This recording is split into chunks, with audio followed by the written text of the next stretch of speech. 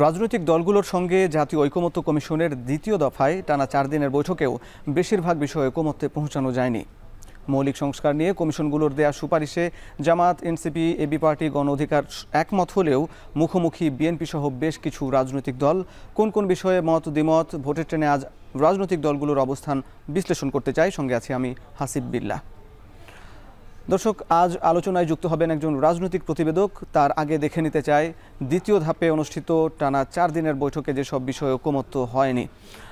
বেশ কিছু বিষয় উপস্থাপন করা হলেও দেখা গেছে যে উল্লেখযোগ্য গুরুত্বপূর্ণ ইস্যুতে এখনও ঐকমত্যে আসা যায়নি। তার মধ্যে একটি হচ্ছে রাষ্ট্রপতি নির্বাচন। দেখা গেছে যে রাষ্ট্রপতি নির্বাচন প্রক্রিয়ায় যে রাজনৈতিক দলগুলো একমত হয়েছে যে রাষ্ট্রপতি নির্বাচন নিম্নকক্ষ এবং উচ্চকক্ষ, কিন্তু ইলেকট্রাল পদ্ধতিতে বাংলাদেশের মতন একটি দেশে ইলেকট্রাল পদ্ধতিতে রাষ্ট্রপতি নির্বাচন নিয়ে প্রশ্ন তুলেছে বেশ কিছু রাজনৈতিক দল এবং সেখানে স্থানীয় সরকারের প্রতিনিধিরাও অংশ নিতে পারবে কি না পারবে না এ নিয়ে মতপার্থক্য দেখা যাচ্ছে। এছাড়া দেখা যাচ্ছে যে উচ্চকক্ষ গঠন প্রক্রিয়াটা কীরকম হবে। উচ্চকক্ষ গঠন প্রক্রিয়ায় বেশ কিছু দল বলছে যে তারা সারা দেশে যত সংখ্যক ভোট পাবে তার ভিত্তিতে উচ্চকক্ষ গঠন হবে, এবং বেশ কিছু দল বলছে যে শুধুমাত্র নিম্নকক্ষের যারা যত শতাংশ আসন পাবে সে আসনের ভিত্তিতে উচ্চকক্ষ গঠন হবে। এ নিয়েও কিন্তু মতপার্থক্য রয়েছে। এছাড়া দেখা গেছে যে প্রধানমন্ত্রীর মেয়াদ নিয়ে মতপার্থক্য। প্রধানমন্ত্রীর মেয়াদ নিয়ে বিএনপি শুরু থেকে বলে আসছে দুইবারের, বেশ কিছু রাজনৈতিক দল বলছে যে পরপর দুইবারের বেশি প্রধানমন্ত্রী আর হতে পারবে না, এবং বিএনপি বলছে পরপর দুইবারের বেশি প্রধানমন্ত্রী নয়। এছাড়া দেখা গেছে যে জাতীয় সাংবিধানিক পরিষদ এনসিসি গঠন নিয়ে মতপার্থক্য দেখা গেছে, এবং সেখানে নির্বাহী ক্ষমতার নিয়ে এবং জবাবদিহিতা নিয়ে প্রশ্ন তুলছে বিএনপি। এছাড়া নারী আসন নিয়েও কিন্তু মতপার্থক্য দেখা গেছে। নারী আসন নির্বাচিত হবে নাকি বন্টন পদ্ধতি হবে, এই বিষয়গুলো নিয়ে। দর্শক, এইসব বিষয় নিয়ে আলাপ করতে চাই, এবং এই সব বিষয় নিয়ে আলাপ আলোচনার জন্য আজকে যুক্ত আছেন একজন রাজনৈতিক প্রতিবেদক এবং বিশ্লেষক রাজীব আহমেদ যুক্ত হচ্ছে তার সঙ্গে। স্বাগত এখন টেলিভিশনের নিয়মিত আয়োজন ভোটের ট্রেনে। রাজীব ভাই, আপনার কাছে শুরুতেই জানতে চাই যে আপনি ধন্যবাদ।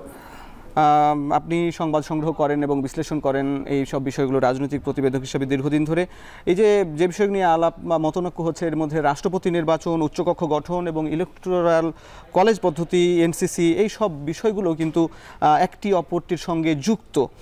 এবং যদি শুরুতে আমরা এক এক করে আলোচনায় যাই, শুরুতে যদি দ্বিকক্ষ সংসদ প্রতিষ্ঠার ব্যাপারে যদি দেখি যে অনেক রাজনৈতিক দলই একমত, তবে দ্বিকক্ষ বিশিষ্ট কিভাবে নির্বাচিত হবে সেটি নিয়ে দ্বিমত রয়েছে।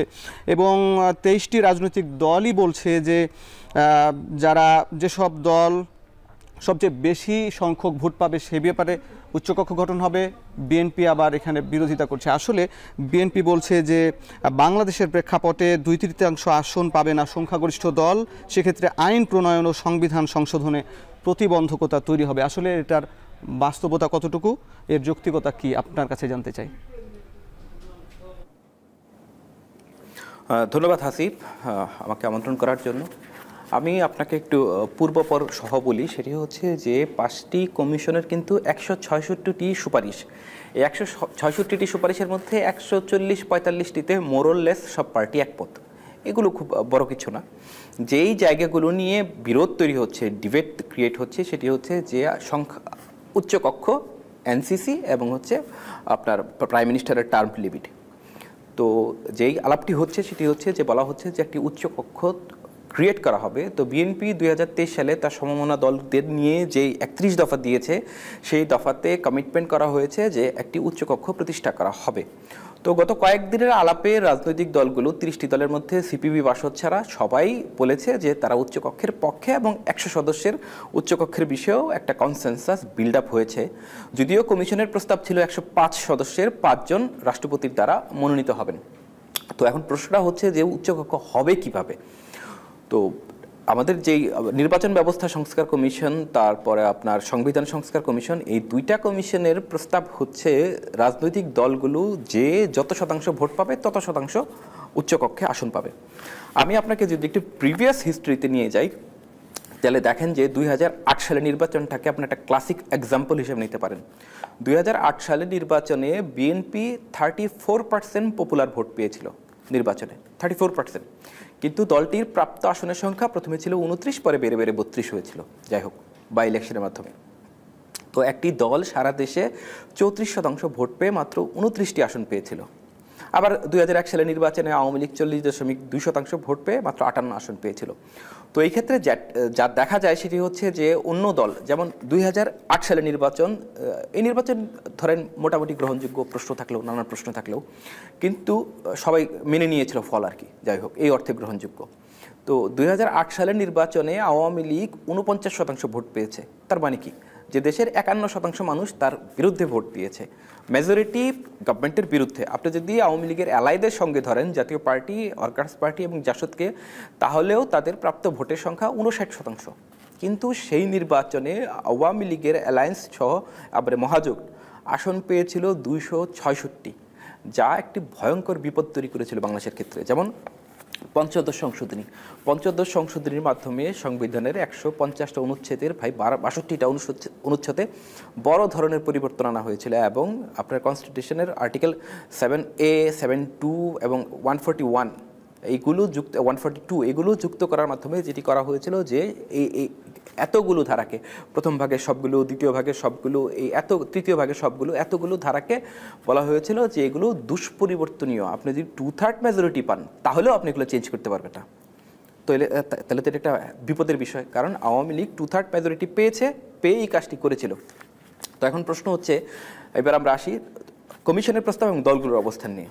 এখন দেখেন, কমিশন প্রস্তাব করেছে যে এই পদ্ধতি এইরকম যেন মেজরিটির যেন মিস ইউজ না হয়, সুপার মেজরিটির যেন মিস ইউজ না হয়, সেই জন্য পার্লামেন্টের 2টা কক্ষ থাকুক, একটি নিম্ন কক্ষ আর একটি উচ্চ কক্ষ।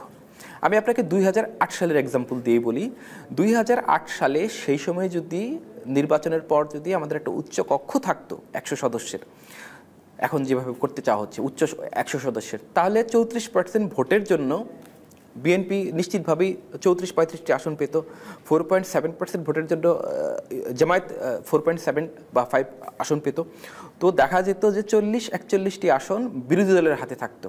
তো লোয়ার হাউসে এইরকম ব্রড মেজরিটি থাকার পরেও অপোজিশন পার্টির সঙ্গে কনসেনসাস ছাড়া আওয়ামী লীগ গভর্নমেন্ট এইভাবে পঞ্চদশ সংশোধনী করতে পারতো না, সম্ভব ছিল না কোনো না কোনোভাবে। স্পেশালি অন্য দলের কথা বাদ দেন, বিএনপির যেহেতু 34% ভোট ছিল, পপুলার ভোট ছিল, বিএনপি পেয়েছিল, সেই ক্ষেত্রে বিএনপির সঙ্গে কনসেনসাস ছাড়া, সমঝোতা ছাড়া কোনোভাবেই এই পঞ্চদশ সংশোধনী হতো না। আপনি দেখেন যে আমাদের 2011 থেকে পঞ্চদশ সংশোধনীর পর থেকে 2024 পর্যন্ত আমাদের যে ক্রাইসিসগুলো, প্রত্যেকটা ক্রাইসিসের মূলেই কিন্তু পঞ্চদশ সংশোধনী।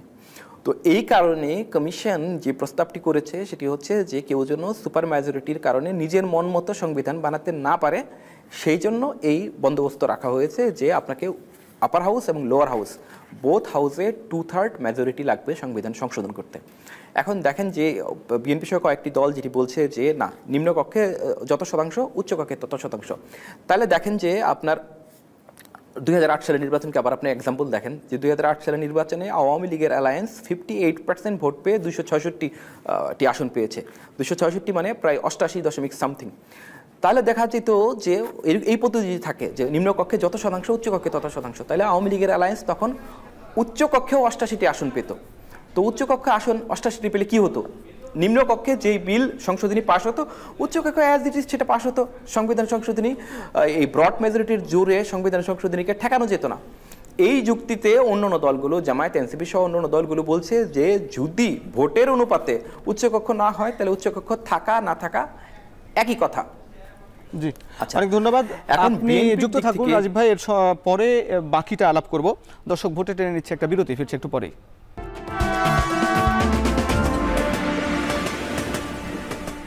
বিরতির পর স্বাগত। ভোটের ট্রেনে আলোচনা করছি রাজনৈতিক প্রতিবেদক রাজীব আহমেদের সঙ্গে। রাজীব ভাই, যে বিষয়টা আলাপ করছিলাম উচ্চকক্ষ নিয়ে, বিএনপি আশঙ্কা করছে যে যে কোনো আইন প্রণয়ন এবং পরবর্তীতে অথবা আইন সংশোধনের ক্ষেত্রেও নানামুখী জটিলতার মুখে পড়তে পারে। সেক্ষেত্রে বিএনপির এই আশঙ্কা কতটা বাস্তবসম্মত? আচ্ছা, আমি ধন্যবাদ আপনাকে প্রশ্নটি করার জন্য। সেটি হচ্ছে যে বিএনপি যে কথাটি বলছে যে অতীতের নজির অনুযায়ী কোনো নিরপেক্ষ নির্বাচনে বা গ্রহণযোগ্য নির্বাচনে 96, 91, 96, 2001, বা 2008 কোনো নির্বাচনে কোনো দল এককভাবে 50% ভোট পায়নি বা 50-এর প্লাস ভোট পায়নি। সুতরাং কোনো দলের পক্ষে উচ্চ কক্ষে সিম্পল মেজরিটি বা সংবিধান আইন প্রণয়নের জন্য, বিল প্রণয়নের জন্য, বিল পাশের জন্য পর্যাপ্ত মেজরিটি থাকবে না। আপনি যদি সংবিধান সংস্কার কমিশনের যে মূল প্রতিবেদনটি সেটি দেখেন, তাহলে আপনি দেখবেন যে এই আশঙ্কাটি ঠিক না। কারণ উচ্চ কক্ষের 2/3 সমর্থন শুধুমাত্র সংবিধান সংশোধনের জন্য লাগবে। আইন প্রণয়নের জন্য উচ্চ কক্ষের কনসেন্টের কোনো রকম কোনো প্রয়োজন নেই। ধরুন যেমন বাজেট তো সরকারের এক্সিকিউটিভের বিষয়। যেই সরকার নির্বাচিত হয়েছে সেই সরকারের দায়িত্ব হচ্ছে বাজেট, এবং সেইটার জন্য জবাবদিহি জনগণের কাছে করবে বাধ্য। বাজেটের অর্থ বিলটা শুধুমাত্র নিম্নকক্ষের বিষয়, উচ্চ কক্ষে যাবেই না। আচ্ছা, আর অন্য বিষয় যেগুলো আছে, অন্য আইন, সেই আইনটা নিম্নকক্ষে পাশ করার পর সিম্পল মেজরিটিতে 300-এর মধ্যে 151 সিম্পল মেজরিটিতে পাশ করার পর এটা আপার হাউসে যাবে, উচ্চ কক্ষতে যাবে। উচ্চ কক্ষতে 100 জনের মধ্যে 51 জনের সমর্থন যদি পায় তাহলে তাৎক্ষণিকভাবে পাশ হয়ে গেল, রাষ্ট্রপতির কাছে যাবে।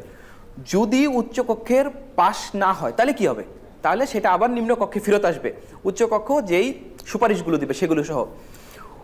নিম্নকক্ষ উচ্চকক্ষে সেই সুপারিশ বিবেচনা করতেও পারে, নাও করতে পারে, এবং সেটাকে যদি আগের মতোই একদম আগে যা ছিল অ্যাজ ইট ইজ রেখে দ্বিতীয়বার পাশ করে উচ্চকক্ষের কাছে পাঠায়, উচ্চকক্ষ সেটা আটকাতে পারবে না, এটা অটোমেটিক পাশ হয়ে যাবে। মানে বিদ্যমান ব্যবস্থার মতোই, যেমন সংসদে পাশ হওয়া কোনো আইন রাষ্ট্রপতি একবার ফেরত পাঠাতে পারেন, এরপর দ্বিতীয়বার গেলে রাষ্ট্রপতি এটাতে অনুমোদন দিতে বাধ্য থাকেন। ঠিক এক্স্যাক্টলি সেম জিনিসটাই ঘটবে। ধরেন আমি আপনারা 2091 নির্বাচনের উদাহরণ দিয়ে বলি। ওই নির্বাচনে বিএনপি 31% ভোট পেয়ে নিম্নকক্ষে সিম্পল মেজরিটি পেয়েছিল। তো আগামী নির্বাচনে যে এরকম কিছু হয় যে কোনো রাজনৈতিক দল 35% ভোট পেয়ে নিম্নকক্ষে মেজরিটি পেল, সিম্পল মেজরিটি 151 বা 152, 153, কিন্তু উচ্চকক্ষে তার আসন 31, তাহলে কি হবে? তাহলেও সেই সরকারের আইন প্রণয়নে কোনো বাধা আসবে না, একটু বিলম্ব হতে পারে কিন্তু বাধা আসবে না। ধরেন নিম্নকক্ষে কোনো কিছু পাশ করলো, বিরোধী দলটা সংখ্যাগরিষ্ঠ উচ্চকক্ষে তারা সেটা অনুমোদন দিল না, দিয়ে নিম্নকক্ষে ফেরত পাঠালো। তো নিম্নকক্ষে আরেকবার পাশ করার পর বিরোধী দল সেটা কিন্তু আটকাতে পারবে না। একই জিনিস ঘটে আপনার যুক্তরাজ্যের ওয়েস্টমিনিস্টার সিস্টেমে। আপনি হাউস অফ কমন্স যদি কোনো কিছু পাশ করে তাহলে হাউস অফ লর্ডস সেটা বাধা দিতে পারে কিন্তু ফাইনালি আটকাতে পারে না। হাউস অফ কমন্স যদি সেটা দুইবার পাশ করে। জি রাজীব ভাই, বিষয়টি স্পষ্ট। আমরা আপনার কাছে আরেকটা বিষয় জানতে চাই যে রাষ্ট্রপতি নির্বাচন পদ্ধতি নিয়েও বিতর্ক তৈরি হচ্ছে এবং ইলেকটোরাল কলেজ নিয়ে সেখানে স্থানীয় প্রতিনিধিরাও সেখানে অংশ নিতে পারবে, এই বিষয়টা নিয়ে বিএনপির দ্বিমত। আসলে বাংলাদেশের মতন প্রেক্ষাপটে এইরকম ইলেকটোরাল কলেজ পদ্ধতি প্রয়োজন আছে কিনা? দেখেন, আইডিয়াটা নতুন, আইডিয়াটা প্রয়োজন আছে কি নাই এটা রাজনৈতিক দলগুলো ঠিক করবে। আমি শুধু আপনাকে এটাকে টেকনিক্যাল দিকটা বলতে পারি। এটার টেকনিক্যাল দিকটা হচ্ছে পুরোপুরি আপনার ইউএসের মতো বা কিছুটা ভারতের মতো বা কিছুটা পাকিস্তানের মতো। এইখানে যে সিস্টেমটা করা হচ্ছে আমাদের দেশে যেটা হয়েছে, আপনি মনে করতে পারেন যে শেষ কবে পার্লামেন্টে রাষ্ট্রপতি নির্বাচন হয়েছে 1991-এ আব্দুর রহমানের বিরুদ্ধে আওয়ামী লীগ প্রার্থী করেছিল বিচারপতি বদরুল হায়দারকে। এরপরে 96, 2001, 2008 আর কখনোই অপোজিশন প্রার্থী দেয় নাই। কারণ কি? কারণ হচ্ছে এইখানে আপনি ভোট হয় ওপেন, সরকারি দলের প্রার্থীরা হাত উঁচু করে বা এমপির হাত উঁচু করে ভোট দেবেন।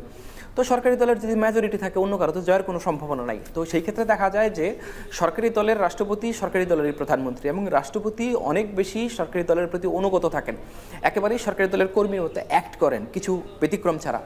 আপনি আমাদের পার্লামেন্টারি হিস্ট্রিতে এখন পর্যন্ত শুধুমাত্র 2টা বিল, একটা পার্বত্য চট্টগ্রামের ক্ষেত্রে ছিল, আরেকটা ছিল আপনার জননিরাপত্তা আইন 2001। এই 2টা বিল জাস্টিস শাহাবুদ্দিন সাহেব প্রেসিডেন্ট থাকা অবস্থায় পার্লামেন্টে ফেরত পাঠিয়েছিলেন। আর কোনো বিল ফেরত পাঠানোর কোনো ঘটনা ঘটেনি। হ্যাঁ, আরেকটা ঘটেছিল যে 2024 সালে আওয়ামী লীগের পাশ করা বিল শাহাবুদ্দিন চুপ্পু ফেরত পাঠিয়েছিলেন শ্রম আইন সংক্রান্ত। সেটার ভিন্ন কারণ আছে, কারণ আমাদের যারা আন্তর্জাতিক বন্ধু আছে, বন্ধুরা চেয়েছিল আইনটা আরেকটু অ্যামেন্ড হোক, এই জন্যই ফেরত পাঠানো হয়েছিল, আর দ্বিতীয় কোনো কারণ নেই। তো এই প্র্যাকটিসের কারণে কমিশন প্রস্তাব করেছিল যে যেন সরকারি দল থেকেই যেন শুধুমাত্র প্রেসিডেন্ট না হয়, অন্য কারো যেন প্রেসিডেন্ট হওয়ার অপরচুনিটি থাকে, সেই জন্য ইলেকটোরালদের সাইজটা একটু বড় করা। যেমন হচ্ছে যে আপনার নিম্নকক্ষের 400, উচ্চকক্ষের 100, 500, আর সারা দেশে যারা জনপ্রতিনিধিরা আছেন, তো সারা দেশের জনপ্রতিনিধিরা আপনারা কীভাবে ভোট নেবেন? 70,000 ভোট, ইটস ডিফিকাল্ট। তো সেটার জন্য করা হয়েছিল যে ধরেন ময়মনসিংহ জেলা, এই জায়গায় 700 ভোট আছে, 800 ভোট আছে, এমপি, মেয়র, চেয়ারম্যান আছেন ওনারা। ওনারা ভোট দেবেন, ভোট দেওয়ার পরে যেই রাষ্ট্রপতি ওই নির্বাচনে জিতবেন তিনি 1 ভোট পাবেন। 1 ভোট পাবেন, প্রত্যেকটা জেলা থেকে 1 এবং সিটি কর্পোরেশন থেকে 1 করে 12, টোটাল 76। জি, আপনার কাছে এ নিয়ে আরো আলাপ করব, আপনার সঙ্গে আলাপ করব এই ক্ষেত্রে রাষ্ট্রপতি এবং প্রধানমন্ত্রীর ক্ষমতার ভারসাম্য নিয়ে, এটি আবার বিপাকে পড়তে পারে কিনা এই নিয়ে আলাপ করব একটা বিরতির পর। দর্শক, ভোটের ট্রেনে নিচ্ছে আরো একটা বিরতি, ফিরছি একটু পরেই।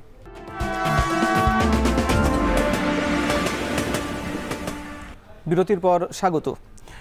রাজীব ভাই, আপনার কাছে জানতে চাই যে এই যে রাষ্ট্রপতি নির্বাচন প্রক্রিয়া নিয়ে যেমন আলাপ বা বিতর্ক হচ্ছে, তেমনি রাষ্ট্রপতির ক্ষমতা নিয়েও একটি আলাপ আছে। সেখানে বিএনপি মনে করছে যে রাষ্ট্রপতিকে এনসিসি গঠনের মাধ্যমে নির্বাহী বিভাগের ক্ষমতা কমে যেতে পারে এবং একই সঙ্গে রাষ্ট্রপতি যদি কখনো সরকারি দলের বিপক্ষে অবস্থান নেয় তাহলে বিরোধী শক্তিটা শক্তিশালী হয়ে যেতে পারে। আসলে সেখানে ক্ষমতার ভারসাম্য বিপাকে পড়তে পারে কিনা? দেখেন, এই প্রসঙ্গটার কিন্তু পয়েন্ট অফ আপনি কিভাবে দেখতেছেন তার উপর নির্ভর করে। দুই জায়গায় দুই পক্ষই সঠিক। সে একটা জিনিস যেটা হওয়া উচিত সেটা হচ্ছে রাষ্ট্রপতির হাতে কখনোই এক্সিকিউটিভ পাওয়ার থাকা উচিত না। এক বনে যেভাবে দুইটা ভাগ থাকতে পারে না, একই সঙ্গে প্রধানমন্ত্রী এবং রাষ্ট্রপতি দুইজনের হাতে নির্বাহী ক্ষমতা থাকতে পারে না, তখন রাষ্ট্রের মধ্যে একটা বিশৃঙ্খলা দেখা দেবে।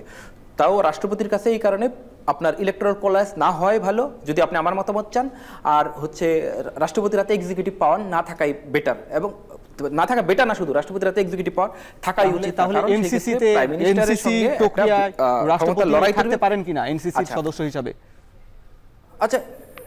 আচ্ছা, এখন দেখেন যে বিএনপি এনসিসি আইডিয়াটির বিরোধিতা করতেছে এবং জামায়াত বা ইসলামী আন্দোলন সহ অন্য দল বলতেছে যে রাষ্ট্রপতিকে এনসিসিতে রাখার প্রয়োজন নাই। এবং বিএনপি যে জিনিসটা বলতেছে যে এনসিসির দরকার নেই, এই আপনার তো মুদ্রা উদ্দেশ্য হচ্ছে সাংবিধানিক প্রতিষ্ঠানগুলোতে নিয়োগ, তো এই নিয়োগগুলোর আইনগুলোকে শক্তিশালী করা। তো দুইটাই সমাধান হতে পারে। এনসিসি একটা ভালো সমাধান, যে রাষ্ট্রপতি না থাকলেও আপনার লিডার অফ দ্য অপোজিশন থাকলেন, 2 হাউসের স্পিকার থাকলেন, 2 হাউসের বিরোধী দলের ডেপুটি স্পিকার থাকলেন, প্রাইম মিনিস্টার থাকলেন, আর আপনার আদার্স পার্টির একজন থাকলো। সেক্ষেত্রে একটা সমতা থাকলো। পার্লামেন্টে হিয়ারিংয়ের মাধ্যমে আপনি নির্বাচিত অ্যাপয়েন্ট করলেন যে নির্বাচন কমিশনার কে হবেন।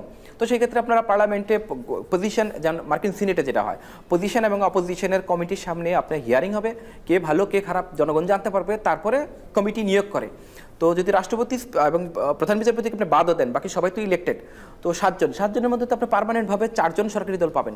এবং সরকারি দলের ক্ষেত্রেও যেটা সুবিধা হচ্ছে যে এখন তো 48(3)-এর কারণে, অনুচ্ছেদ 48(3)-এর কারণে সব কিছু প্রধানমন্ত্রী একা করেন। তো সেই ক্ষেত্রে যেটা হবো যে সব কিছু প্রধানমন্ত্রী একা করবেন না, দুই হাউসের স্পিকারের সঙ্গে ওনার কনসেনসাস ক্রিয়েট করতে হবে, অথবা অপোজিশনের সঙ্গে, অথবা আদার পার্টির সঙ্গে। আদার পার্টি তো ওনার এলাইও হইতে পারেন। সেই ক্ষেত্রে government party always 3, opposition party always 3, এবং ব্যালেন্সিং অ্যাক্টের জন্য আদার পার্টির আরেকজন থাকলো। এটা একটা সমাধান হতে পারে। আবার এনসিসি যে করতে হবে বিষয়টা এত জরুরিও না। আবার আপনি করতে পারেন যে আইনটাই করতে পারেন এরকম যে এখন যে নির্বাচন কমিশন নিয়োগের আইন আছে, সেই আইনে আপনি সার্চ কমিটি করেন সরকারি কর্মচারী, বিচারপতি, কর্মকর্তা তাদের দিয়ে। সেটা না করে আপনি প্রধানমন্ত্রী, প্রধানমন্ত্রী, বিরোধী দলের নেতা, স্পিকার তাদের নিয়ে একটা সার্চ কমিটি করেন না, তাইলেই তো সমস্যার সমাধান হয়ে যায়। তাইলে এনসিসিও হলো না, বিএনপি যেটা যাচ্ছে আইনও হলো। জি, অনেক ধন্যবাদ আপনি আমাদের মতামত দেওয়ার জন্য। দর্শক, শেষ করছি আজকের মতন ভোটের ট্রেন, এবং এই ভোটের ট্রেনে আজকে আলাপ করলাম সংস্কার ইস্যু নিয়ে যেসব মত পার্থক্যগুলো হচ্ছে। আশা করি এই মত পার্থক্যের মধ্য দিয়ে একটি সঠিক সমাধানের দিকে এগিয়ে যাবে বাংলাদেশ। যারা সঙ্গে ছিলেন, দেখলেন, সবাইকে ধন্যবাদ জানিয়ে শেষ করছি আজকের মতন ভোটের ট্রেন।